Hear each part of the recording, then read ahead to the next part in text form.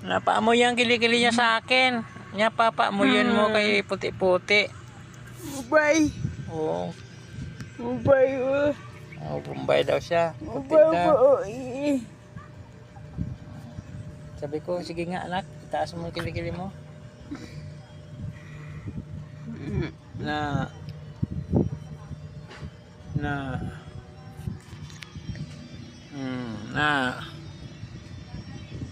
puti-puti. Ano? Taing Bombay ito siya, anak ko, taing Bombay. Igit lang ng Bombay to mukha niya, igit lang ng Bombay. hindi ito original nga Bombay. Igit lang siya ng Bombay. Oh, ang ilong niya si Max Alvarado. Hindi, si Pansito.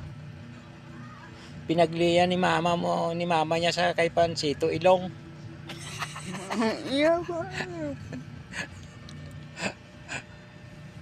Ay, nako. Hindi, ang buhay namin dalawa to, iga-iga lang. Pa. Iga-iga. Pa. Laba-laba. Ang anak ko, kahit hindi naman niya kaya maglaba, namimilit siya maglaba. Sabi ko, bahala ka dyan kung kaya mo maglaba. Kaso lang, ang paglaba niya, tasak-tasak ng paa niya. Napak-apaka ng paa niya, tapos kunting kusot-kusot ng kamay, tapos piga-pigaan niya kunti, lipat sa galon. Yan pa, binlawan mo na lang kasi malinis na. Oy, abaw, nakita ko dami mansa. Pinupabayaan ko lang yung anak ko, sinusunod ko na lang kasi mahirap man. Mahirap mga suwayin mo sa kay nagagalit.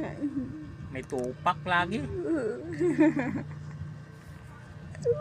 Tupakin tong anak ko eh.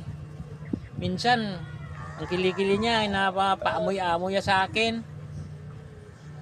Pag sinabihan ko, amoy putok, nagagalit. Kaya sinasabi ko, bango-bango.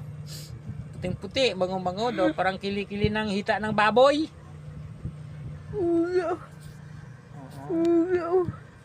Saan kaya ito nagmana ng anak ko man? Hindi kung nagmana sa akin, kung gwapa to ya, kay gwapo man daan ako. Gwapo ko ya sa sabi ni asawa ko. Nung sabi niya, gwapo ako, hindi pa uso tao. Uso na ngayon ng tao.